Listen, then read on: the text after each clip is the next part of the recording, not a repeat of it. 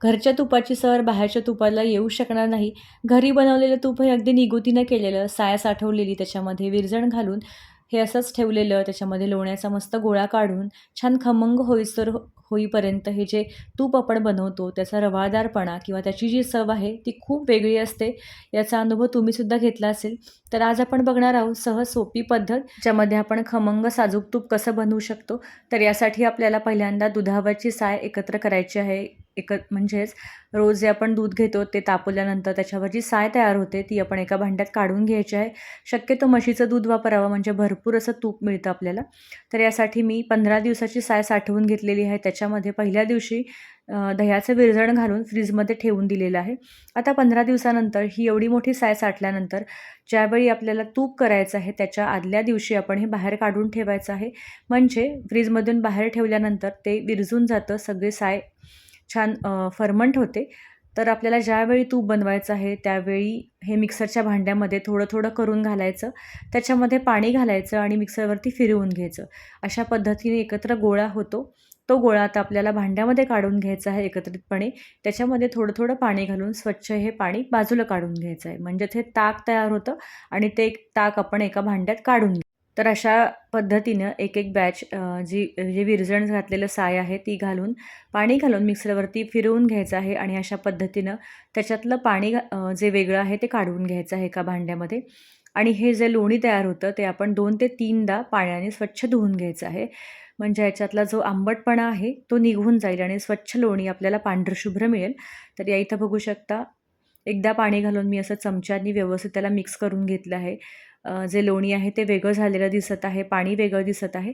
तर हे बाजूला काढून घ्यायचं आहे.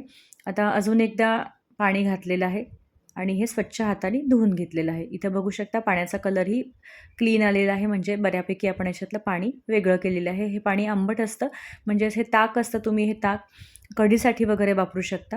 आता ह्याच्यामध्ये जे लोणी वेगळं झालेलं आहे ते आपण एका भांड्यात काढून घ्यायचं आहे.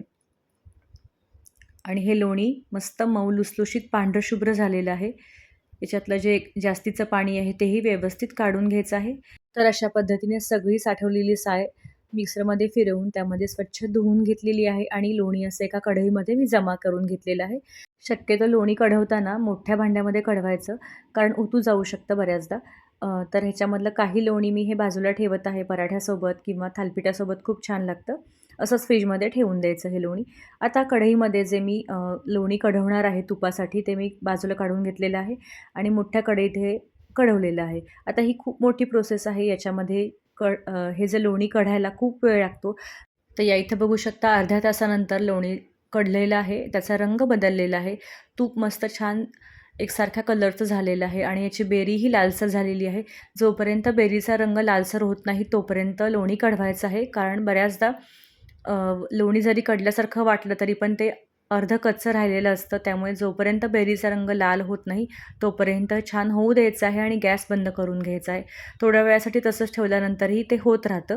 आता हे जे कढवलेलं तूप आहे ते थोडं थंड झाल्यानंतर एखाद्या भांड्यामध्ये काढून घ्यायचं आहे. ते गाळून घ्यायचं आहे आपल्याला अशा गाळणीच्या साहाय्याने.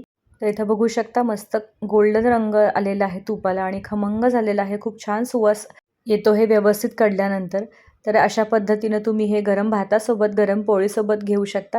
तर जर तुम्ही घरी असं तूप बनवत नसाल, विकत आणत असाल तर नक्की एकदा ट्राय करून बघा माझ्या पद्धतीनं. आणि रेसिपी आवडली असेल तर लाईक करा, शेअर करा. भेटूयात अशा छान छान रेसिपीसोबत. तोपर्यंत धन्यवाद.